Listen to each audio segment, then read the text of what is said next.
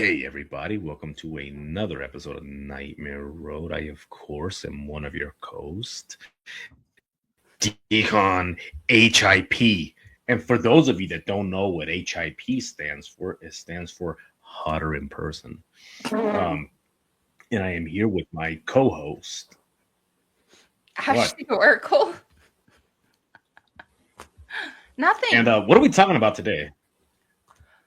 Well, you decided to dive into Idaho hauntings again. You're looking bronze. Yes. That's called tanning drops because I'm white. I'm the whitest Samoan you'll ever meet. So the way that those work, by the way, is like if you have a stain for like like let's say a cabinet and you're like, I want this to be like cherry red, you take it and then you drink it and it goes yeah. Anyway. It's literally they're okay, it's in the name, tanning drops. You literally do 2 drops on your tongue morning and night. You don't straight up like chug it. That's a waste of money. Yeah, and then you just chug it and your skin will change colors. Anyway, I should use this as an advertisement for it. Yeah, just be like me just talking shit. So Yeah, did you see that that thing with Stephen Hawking? Do you remember when Stephen Hawking did that test? Is like, if anybody is a time traveler, I have a test, and he like threw a party for the time travelers, and it's like meet at this time, and that's how he got a fucking beard hair in my tongue. That's how he concluded that there was no time traveling, is because no one showed up at the party. But then later, I was looking at it and I was like, damn, like he is in the Epstein files, and I'm like, could you imagine time travelers are like, are you going to the pedophile's party? Like, oh fuck that, dude. Can you imagine him at Epstein's like house island? Like what? He falls into the pool. Hell. I would push him in the pool on purpose. Just now, bitch. He looks like. Sorry. Have you seen those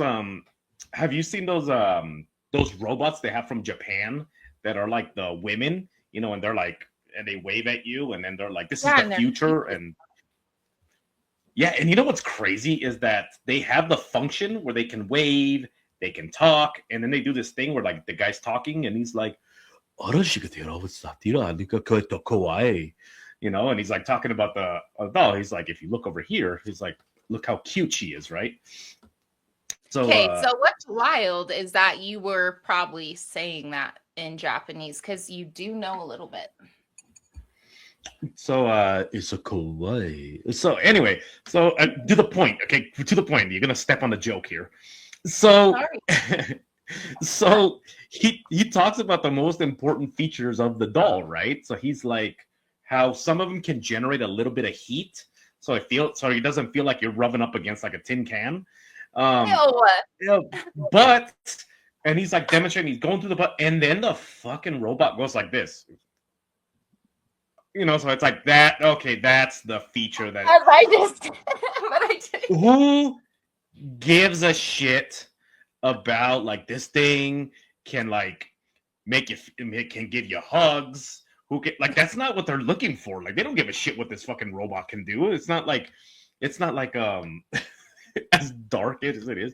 No one's like, can this robot, can it like make me feel loved? Can I put like the voice of my friend, who like my female friend that died, in that thing? No, they want to know like, can I put my wiener? So creepy. Can I put my wiener in its mouth? And I'm like, yeah, you can do that. Can I fucking Japanese. Anyway, so wow. So what are we talking about today? Definitely not sex robots. No, not at all.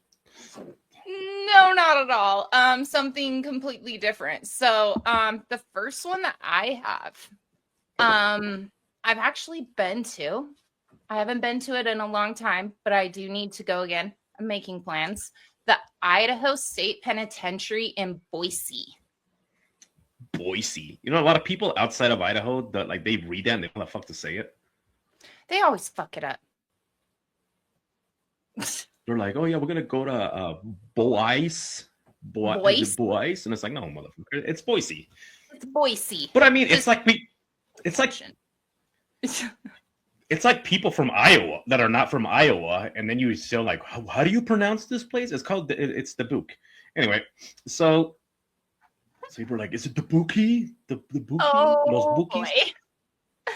Anyway, so this place, like, it's what's so creepy about this place is that it was like one of the experimental prisons where they're like, all right, you know, we right, it was a correctional facility. It wasn't just a prison.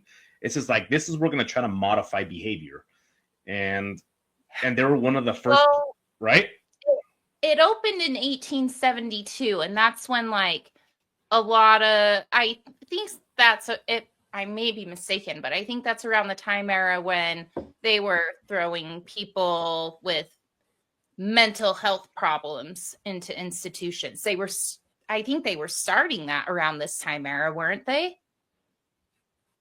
Yeah. So what was weird back then was the fact that you could basically throw anybody into a penitentiary, and anybody into, you know, you can bring them, because they started running out of money, and Yeah, so then I they started kind of like it was like, it to you back then, like I do now. You could throw me into a institution for it. I'd have them like goat you to death, like just like throwing goats at you until like you're dead. I love goats, though. That would be the most fantastic death. Can you make sure I go out like that? Imagine, you know, somebody hurls a goat, like, hits you right in the head and just splits you open. It'd be the funniest way to go. I'm putting that in my will. How I want to die, I want to make sure Decon is throwing goats at me, but here's the thing. I want them in the fainting pajamas. ones. No, I want them in pajamas. Are they the fainting ones where like you pick them up and they stiffen up like a board, and I might as well fucking hit you with a piece of furniture? Might as well throw a stool at you. It's like, oh, it's gonna feel like I'm throwing a fucking office chair at you. Anyway, no, so these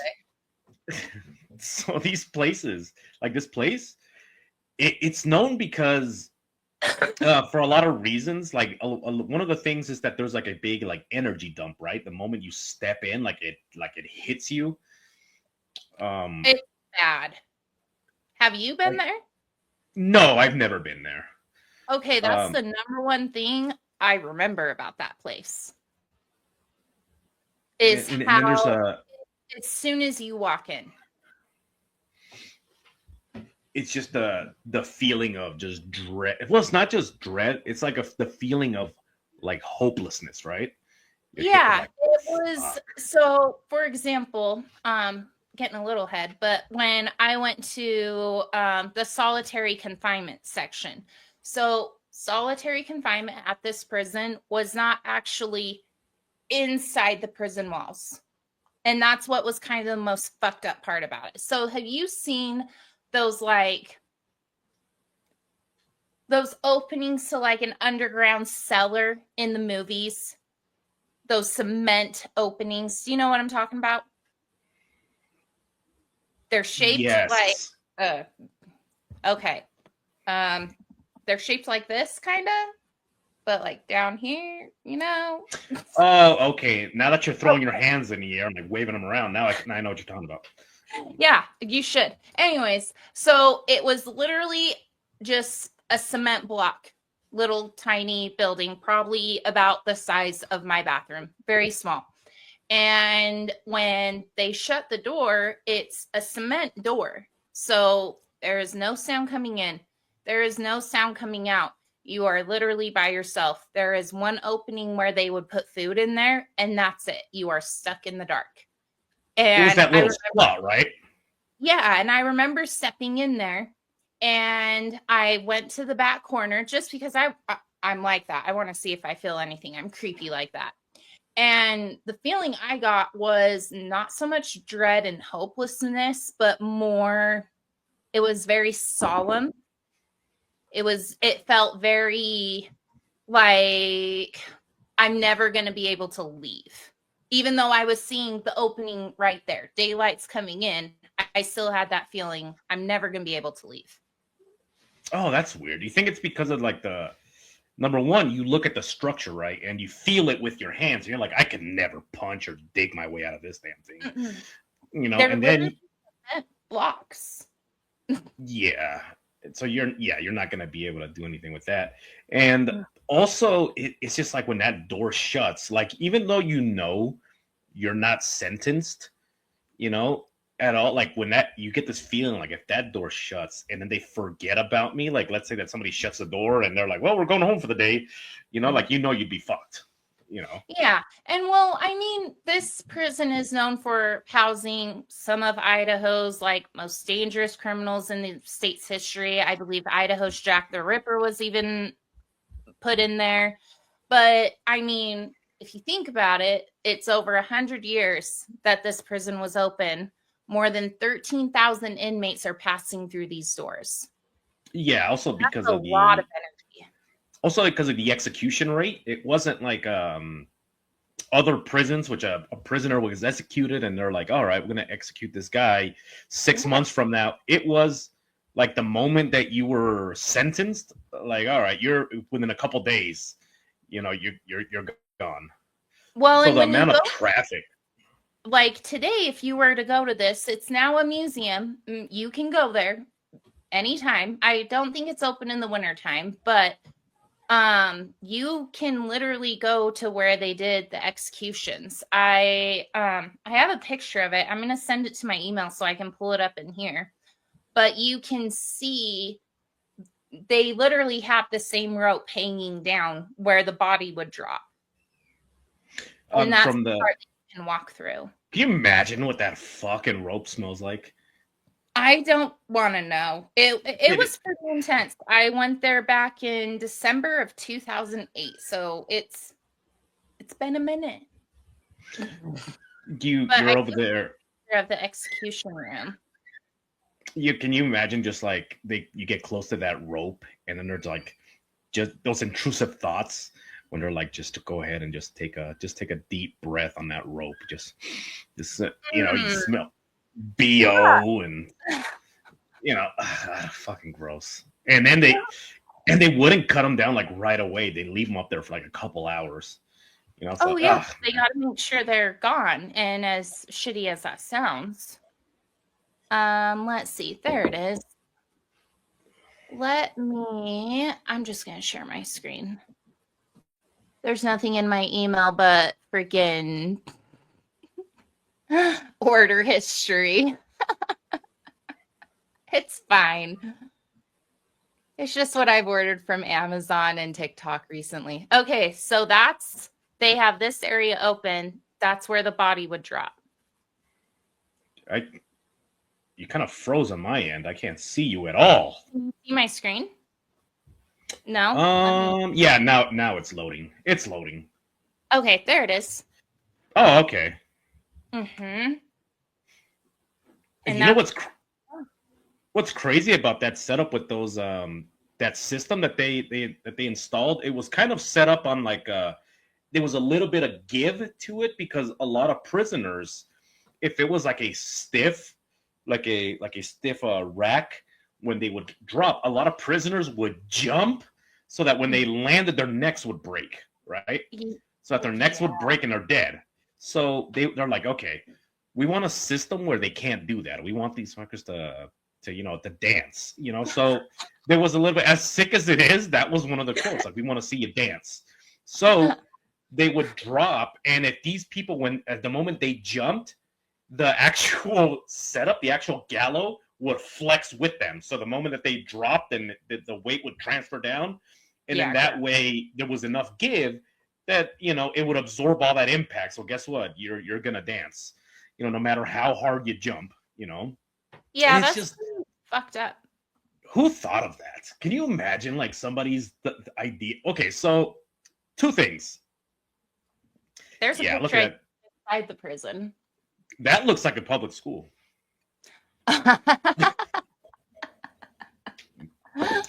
So fucked up. How come they don't make they don't make a prison show where it's like a high school, and like they do the credits like it's Saved by the Bell, and then they're like, oh, here comes Jeff the rapist, and he like waves at the camera, and I like Saved by the Bell. Don't hate. What? I like Saved by the Bell. Topanga was shit. No, that's the wrong show.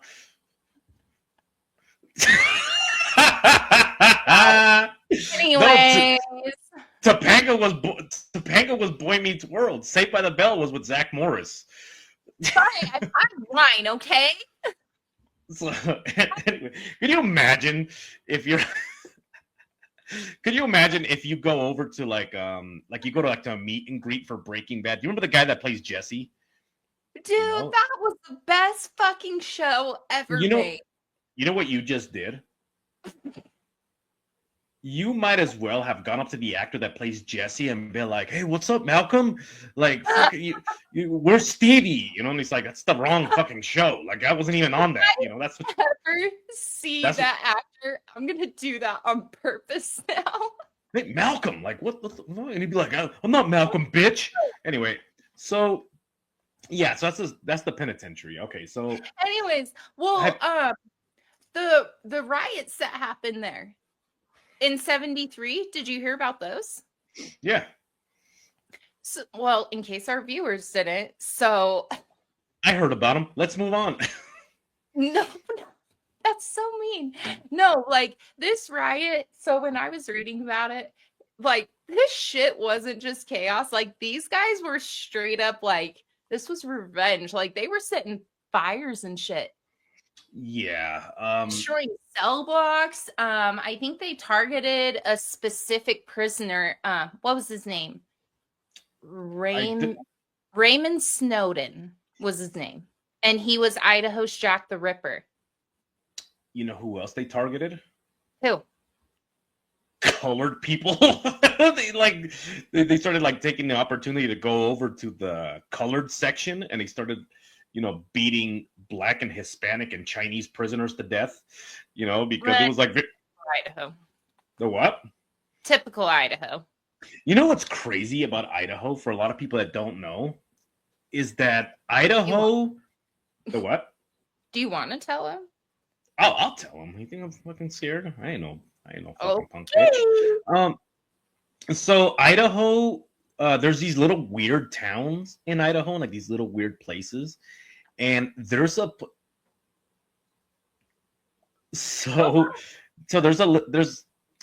so many different types of group of people in Idaho, to the point where if you travel to little small like nowhere places in Idaho, I'm not going to mention a certain town, there is Chinese people that are descendants directly from when they completed the railroad. They just, as soon as the railroad was finished, they're just like, well, I don't know what the hell to do with you, so we can ship you back to China, or you can just get out of here. So there was people that were brought in from China to finish the railroad, and they just stayed, in certain towns. So if you go to, I don't want to mention the town, but you guys can look it up. There's a Chinese restaurant from like the early 1900s whose descendants were people that built the railroad. And they say, like, it's funny is because they built like their own little community to the point where they still have a little bit of a Chinese accent, but they say a lot of Idaho words. Like, so he's like, so they tell you a story, right? And they're like, oh yeah, did you see that? Da, da, da, da? Yeah, over yonder, and it's like, that's so weird. Like hearing a person say yonder with like a small hint of an old Chinese accent. Are you okay? God damn it, I'm dying. And there's also you're such an ass. And you know what's better than that? What? There's certain towns in Idaho which is just full of Mexicans. Just fucking everywhere you go, there's just Mexicans everywhere. There's even Mexican video stores, and they're like, what the fuck? Like, what the hell? And it's like, oh, sí, bienvenido a video de los, putos, or whatever the fuck it is. And it's just like, so Idaho's just like a big weird. Like some people even believe that Idaho doesn't exist. So anyway. It doesn't exist. Nobody come here. Yeah, nobody. Yeah, it doesn't exist. So what I'm getting at is that there's so many different like cultures in Idaho. There's so many different legends. Like for example, you have legends of the lady in white, which also, why are all these women in white? Like, how come there's never like a lady in red? And honestly, I'd be in black. The lady in black. White stains too easy. Well, I mean, who gives a shit if you're a fucking ghost, right? I on myself all the time. I'm gonna do black. Blackface? No. Black shirt, like I wear for probably every single show we do almost. I rarely not wear black. That'll be the next drops that you're promoting is like black drops. So you can. Wow. No. Anyway, so there's this lady in white, right? So there was this this lake that's called Spirit Lake. Mm-hmm. And Spirit Lake is known for there's a lot of stuff that happened there. But there's a story of a lady, and there's 3 different accounts. One of them is my favorite because it just shows, I was speaking about Mexicans, but it just kind of like shows, the kind of like the way the culture kind of like mashes. So stop me if you've heard this before. This lady in white, apparently when the Mormons arrived, they saw the settlers and they saw the Indians, and they're like, look guys, there's not enough fucking food to go around. So you need to drown your kids. Like you need to kill your kids because they're eating too much. Like, so where did we drown the Mormon kids? Oh no. The Mormon kids are not going to be drowned. Just your kids are going to be drowned. Just your kids. So they went ahead and had all these people drown their kids.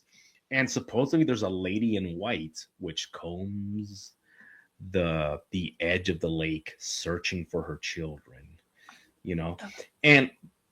And she just like walks around. You can hear her wail at night. Like if you're near the lake, you just hear her wail screaming for her kids. And to me, what's interesting is just the mashing of the cultures, because in Mexico they have La Llorona, right? Mm-hmm. La Llorona is the story of the wailing woman, the lady who drowned her kids for different reasons, right? They drowned their kids, and okay, so either she drowned her kids or her husband drowned her kids, or they forced her. It doesn't matter. So the point is that with La Llorona, from what I know, I believe she drowned her kids in revenge towards her husband. I would have to look it up though. Yeah, well, you're right on all of those accounts because there's so many different versions of the story that you can't be wrong. So in one of them, her husband was like cheating on her. So she's like, I'm going to kill your kids out of revenge. And the other one was the guy was married and basically, they're like, he's never going to be with you because you're a peasant woman and he's a higher class. So then out of sheer anger and everything, she drowned their kids. And the other one was the guy didn't want his family to know that he, bred with somebody of a lower standing. So they say that he drowned the kids, that he took them to the river and drowned the kids. And then that's why she's looking for them, because the last time she saw them, they were with him. And she's like, where are the kids? And he was kind of like, no, say, no, yo, no, green card. So with this story of this weeping woman, it's the same thing, that somebody drowned her kids, or they force her to drown her kids, and then now she combs this lake, just wailing and screaming for her, crying for her kids. It's really sad. I would have to say that is the ultimate nightmare for any mom. For somebody to kill your kids. Well, for even just in general, going into the afterlife and just longing and, longing for your kids. I would die. I would die all over again. Now imagine, and for anybody out there. I mean, but just like imagine the the curse and the sentence of like you're gonna feel this pain for all of eternity. You know what No. I mean? So anyway, so that and this is where, like I said, stop me if you've heard this before. But one of the stories is that like if you're near there and you have little kids, like she may mistake them for hers, and she can grab them. Okay, so this is the two versions of it, right? Just like in La Llorona, there's a lot of versions of it. But so she'll take your kids because she's like, oh, these are my kids. And she's like, you know what? Let's all die together. And then she takes the kid, and then drowns your kids and her, like, or she's able to like grab your kids because she's on the astral plane, the spirit plane, that she grabs them and like literally pulls their souls out of their body, by taking their hands. She's like just pulls them out like an old Mortal Kombat fatality. Just grabs them, just pulls them out. Do you remember that game? Yes, I was so good at that game. Yeah, Reptile, and anyway, so yeah, that was a cool game. Goro was scary as shit. Anyway, so Sorry, there's no, you're good. So that's one of the stories. Another story that you probably heard before. I mean, everybody's probably heard this. If you're anywhere near Idaho, is they tell you like, hey, by the way, if you're driving by I-15, don't pick up the hitchhiker. Nope. So the vanishing hitchhiker, right? So you go and there's a hitchhiker on the side of the road, and and here's what's crazy. Are you okay? What the fuck happened? I'm gonna have to unplug my mic. Why, you getting too much feedback? No, my laptop doesn't have enough plugins on it, and my mic is the same as my mic is the same hookup as my laptop charger, so it's fine. You can still hear me. Oh, okay. Anyway, so yeah, so even though I'm very skeptical of these kind of things, I will tell you a small experience that I had one time. So wait, where is it? So, hold on. Let me change my. Okay, go. So okay, we look ridiculous. Anyway, so one time I was driving down I-15 at like 1 a.m, right? Why? And I had a special mission. Anyway, so I had to get from one place to another. So there I was driving, and down this freeway. So down, and I don't know if you guys know this about Idaho. Just like in certain places in Utah, but mostly in Idaho, you see that more in Idaho, by the way. There's roads that you can go miles and miles, and there's just nothing. It's all desert, right? Awesome. All desert, you can, yeah, whatever. So hell yeah. So when you're going down this road, one time I was driving and I just saw this guy, and he was walking up the road by the way, on the side of the road of this fucking freeway, which is not safe at all. And I'm like, this fucking and guy. Also not uncommon in Idaho either. Well, during the daytime, you see, but so this guy, right, he looked a little odd, like he was kind of like hunched over, and it looked like he had like a bag, and he was kind of like walking, like a meth head on a mission, anyway. So he was like, and I'm like, this fucking guy, he's gonna end up getting hit. So I kind of changed lanes, right? I put my blinker and I go to the next lane, and I flash my lights at him, right? My brights, just to like let him know, like, hey, I'm behind you. Don't try to run. So when I hit the high beams, there was no one there, and I was like, oh, okay. Oh, fuck that. So then I was like, I must be really tired. So I told that story to a local, right? I'm like, yeah, this weird thing happened, at this gas station. This was days later, right? This gas station. He's like, oh, you saw the hitchhiker? Yeah. And he says, yeah, you'll see him walking up the road. Doesn't matter which road.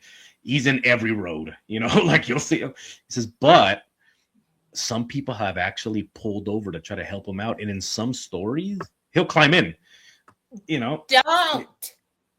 Yeah. So one of the stories, there's this guy, right? Ryan Burns, I believe that's his name, Ryan Burns, and he runs Hero Paranormal, and he does all these things for like Skinwalker Ranch and all kinds of shit, right? Mm-hmm. He's So awesome. so he told this story where he was driving and he pulled over to pick this person up. He's like, this fucking guy. He said he looked like like an old Indian. He says he pulled over to pick him up and he's like, hey, buddy, amigo, because he didn't know if he because I don't know if you guys know this, but a lot of Indians speak Spanish. He's like, hey, amigo, so the guy gets in the car and he says he stunk so bad. He said, not even like a person. He said he smelled like, you've been to those hot springs and it smells like sulfur, it makes it smell like a giant boiled egg, so gross. yeah, it reeks. So he says Let's this person just go somewhere where multiple people have sat in naked and just sitting there with their disgusting juices, etc. Sorry. That's what they do. They sit in hot pools naked. They go to these remote hot springs and they sit in there naked, and that's gross. Anyways. Sorry. So anyway, I just grossed everybody out. So so he picks this person up, right? And he says that he was kind of trying to make conversation with him because he was like awkward. He said he was just quiet. And he's like, so like, where are you walking from? Where are you going? Just let me know where your stop is. And he says, and the guy, he can barely hear him, but he was like making like a humming sound. Like oh, that's creepy. I so out. So then he said that like this guy, and he says that he's kind of glancing over at him, right? He's just kind of like looking to see if he's wounded, to see if he's hurt, and that's why he's like moaning. Like, does he have like a whatever, right? One thing that you would do. So he said that but he doesn't want to like look at him to like let him know like that this person is like fuck, like are you hurt, whatever. So he said that he was driving and he was kind of like glancing over a little bit, trying to give him like a once over. So he said that he locks eyes with him. So he kind of like looks down like to kind of see, and he immediately looks up and they lock eyes.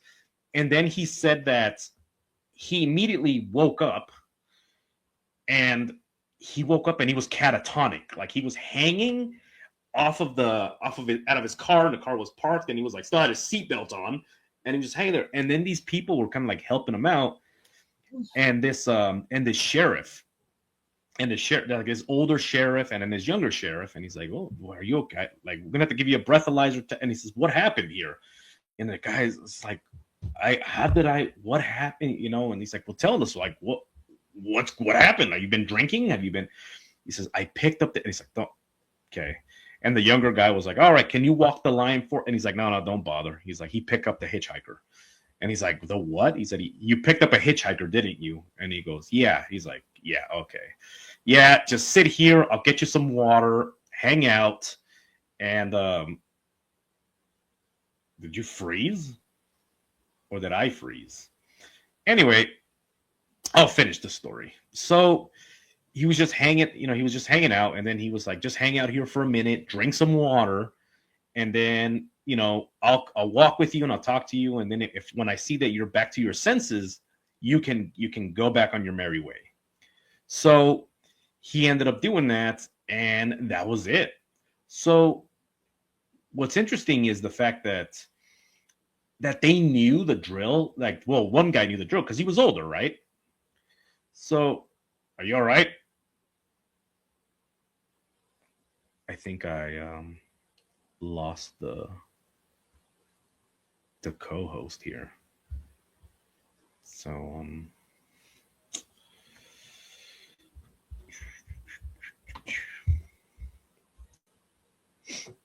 are you alive?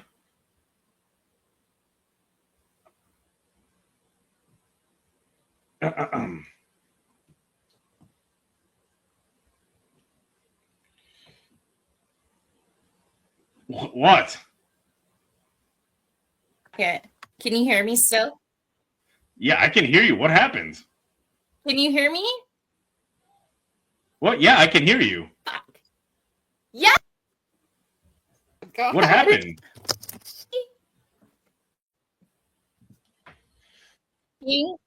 Well, keep talking. I froze, but I think I'm good now. Maybe I'll stay. Okay. Yeah, just stay. What the hell are you doing walking around? I'm not walking around. I was going to, but now I'm not. Okay, so did you hear that whole story? Yes, I was able to hear you, but you couldn't hear me. Okay. Okay. I'm taking to go up. Can you fix this post-production? Oh, my producer died. Anyway, anyway, so there's these stories, right? And there's small places in Idaho, like in the middle of nowhere. Like I'm gonna mention a town, income, Oh, I was gonna say a different one, but so like these places, like these places, like when you go to the gas and they see they see your plates, like your state plates, and it's a different plate. Or if you're asking, like, if you're a tourist, and they're like, yeah, no, just don't pick up the hitchhiker. And they're like, what the hell? Like, no, just don't. And that's all they'll say. Like, yeah, don't pick up a hitchhiker. Like, oh, okay, sounds good to me. Well, you shouldn't be picking up hitchhikers. Period. That's how you get murdered. Oh, I mean, or you could be. What if they're like Joe Dirt? Remember when he was walking with that sign that says "Won't kill you"? If someone was along the side of the road and looked exactly like Joe Dirt, I would probably pick up that person. I'm not going to lie. Then you'd pick up like 90% of the people that live in Idaho. Probably. They all look like Joe Dirt. Like, basically, yeah. That movie, they were making fun of his appearance, and people in Idaho were like, what's wrong with him? Oh, okay, it's his shoes. Anyway, so another place, this is the last one because I got to cut this short. So there's a place in Idaho called Sawtooth Ridge, the Sawtooth Mountains, right? That's over by Ketchum, right? Mm-hmm. That's clear the fuck up there. So there's a story. What? My grandmother's ashes were dumped in the Sawtooth Mountains. Ew, why? Because that was her favorite place to go horseback riding. And that was her request. She did not want her ashes or her body at her headstone. She wanted them in the mountains, and that was where she chose. So she's probably haunting them. Yeah, she chose Sawtooth. Depending how deep you go, like if you go like walking 5 minutes into the Sawtooth, you can find like sometimes you'll find like an arrowhead, sometimes you'll find like a used condom and a crack pipe. Anyway, so welcome to Idaho. So anyway, so in the Sawtooth Mountains, there's a story that you could just cough really loud. So there's a story of the Wendigo. I'm sorry, I'm still sick. The story of the Wendigo, and for those of you that don't know, a Wendigo is a creature that comes about in Indian folklore. You can't say Indian, I'll say Indian. In the Indian folklore, where if let's say that you end up doing something horrible to somebody, right, due to selfishness, and what ends up happening is you could actually slowly become a Wendigo, and it only takes, like, okay, let's say that a lot of people are saying like, well, if you murder somebody in your family or if you do this, you become a Wendigo. Not necessarily. It's anything that is seen as cold-hearted, which is why the Wendigo, they say that its heart is encased in ice. So like, for example, let's say that you're homeless or whatever, and somebody takes you in and they're like, hey, I'll give you a place to stay. You have a place to live. And you're there and then you steal from them. Like that's enough to actually turn you into a Wendigo. What are you gross? We're looking at your what are we looking at, your grandmother's ashes? No, I pulled up a Wendigo. This is Oh, the okay. Stephen King version, though. The Stephen King Same Wendigo. concept. You should see. I have Wendigo merch out there because that's one of my favorite creatures. Anyway, so one of my favorite stories actually comes from scary stories to tell in the dark, and it's called the Wendigo. It's actually a really good story. Anyway, so up there, there's the sighting of a great fucking series of books. So the Wendigo supposedly is a creature that is born out of selfishness and hunger. So what ends up happening is the person turns into a Wendigo, and they have a craving for humans, so the more people, and this is, imagine how shitty this curse is, because a Wendigo says that the more that he eats, the bigger he grows and the hungrier he gets. So like you're starving, as a Wendigo, and you find a bus filled with these tourists, right? And they're like, okay, they're stranded, and you're like, finally, a meal that is able. I've been starving for years, and then you devour that whole fucking bus. Now you're a lot hungrier than you were before you ate them. So imagine that curse, right? So the Wendigo supposedly is a creature that wanders around looking for people to eat, but they say that if you listen. What? Are you hearing ghosts? What's the matter? Anyway, so. No, I thought I saw something outside my window, but it's fine. Go on. So a Wendigo. Okay, this is now. I got to tell you a story. So there's a friend of mine, right? That he also shout out, check out Sawtooth Tactical for all kinds of tactical equipment, including the tactical sport. It's made of titanium. Anyway, so anyway, he's saying that he was over at the Sawtooth Mountains, and he saw what he believed was a Wendigo. He said it was gigantic. It was like, he described it as 11 feet tall. It was like really bony, like really bony. No. And he said it had red eyes and it stunk really bad. And he says that it saw him, right? That it saw him, and he said that he can almost like, he can hear the creature make sounds and the vibration of the sounds. He says he could feel it on him, but also he said that he can hear a very small voice, almost like it was communicating. And I mock him to this very day. Anyway, that he can hear the voice telepathically almost, and it tells him, just go ahead and kill me, please. And stop. So yeah. So he says that he didn't like really lock eyes with him. He just like looked in his direction, and then he said that it ran off. So he was like, I was like, you think it was? And he was like, I think it was a Wendigo. I was like, what if it was like a bear? Like, and he was like, no, like this was not. I'm like, what if it was a bear? Like, how drunk were you? But he tells me that he can hear like a small voice. It's like, tell him what? Drinking's fine, but I mean, what if he did hear it and you're just being mean? Well, I'm kind of a douche. So anyway, but he said that that this creature just told him, like, just stop, just please kill me, And then you think, like, do you think it was the creature? And he says, I could have sworn that it was this thing.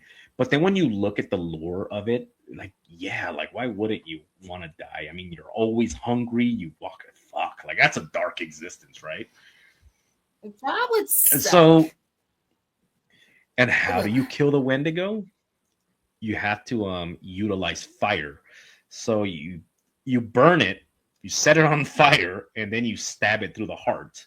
The reason why you set it on fire is because they do believe that kind of like a vampire.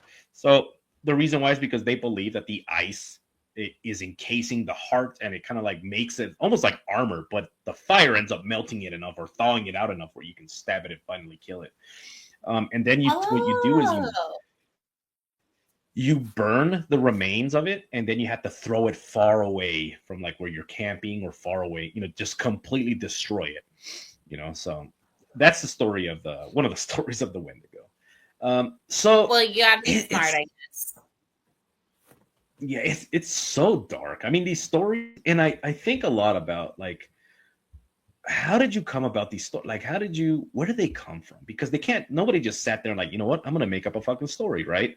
They come from somewhere, you know. And Mm-hmm. I want to know if I had a time traveling token. I want to know, like, for example, like in my family's culture, you know, La Ciguanaba, if I can use a time traveling token, I want to see like the very first moment where somebody told that story and like why, you know? It Hmm. I feel the exact same way. like pick your favorite story, I like your want to favorite. hear it from the original person who started it. Yeah, and you be able to interact with this person and being like, so what did you see? Like, what do you mean? Where were you? You know, just like pick their brain. Like, what do you like what happened? Mm-hmm. In my case, because a person would be speaking Spanish, I'd be like, what happened? Um, so, Well, so and that's how I feel about a lot of stories that have been passed down. I mean, who was the first person that wrote down these stories? Why? And are they actually factual, or is it just something that you sat down and just wrote down from your imagination? You know what I mean? yeah, but fuck, like but a lot of these stories, like they mounted expeditions to like go find this creature. If somebody make, do you think that they would actually go through the embarrassment and humiliation to go find something that you made up? Because you're like, these people are gonna find out and they're gonna fuck me up. You know, like they wouldn't do that, right? So it has to be a reason why, like they told that story. Like, what if they did Mm-hmm. experience this? You know, like Yeah. Well, and it's like taking it back to the pyramids, for example. The stories of how they were built. We just know stories. We don't know exactly how they were built. Yeah, we can make up stuff all the time, and there's all sorts of different, I don't know what word to use, conceptions, I guess, of how they built them. I I'll tell you who guess built the lack of better pyramids. Our people built the aliens. pyramids. Our people Aliens. did. Those white aliens came on down and they say, you know what, Jamal? You ain't taking credit for nothing because we're taking credit for the building of the damn pyramids. Now get your ass on out of here. Um, And even like ancient Rome, too. You look at ancient Rome and the structures that they had. yeah, they had All you hear concrete. is stories. You don't hear, the actual facts. All we know is stories. All we can do is compile these stories together and make up our own about how they were done. But how were they actually done? You know what? Yeah, that's a really good point because Rome, they had cities, they We had need all to these do a deep things. dive. Yeah, they had cities and they were made with concrete to this very day. That concrete, and like who gave you that idea? Like who said, you know what, we're gonna do this, and it's called concrete. Exactly. And like their roads, you can still see ancient roads to this fucking day. They are thousands of years old. They are lasting. Who built those? How We did built you that build shit too. them? How are they so long? Like, Our we people need to built know. them. Yeah, anyway, no. So Your you know what's people? funny? Okay, Yeah, I our believe it. people. What do you mean? Well, you got a problem with that? You got a problem? Anyway, so yeah, there's a meme out there that talks You about should like speak in Spanish when you say that. no, that's a black voice. It's not a Hispanic voice. It's a black voice. Picture Robert Downey Jr. in Tropic Thunder. Anyway, so so so Oh my God, so we're going there's to hell. so there's a meme out there. Maybe you. There's a meme out there of that says so they have like a wine culture, right? Like this is a culture where wine was like their main thing, and it shows like Rome and like their colosseums, and then there's like yeah, and then there's like here's a culture that was built by people that smoke pot, and it's just like huts and everybody's barefoot, you know. It's just like it, it's like yeah, they don't amount to anything. Anyway, So Oregon? so huh?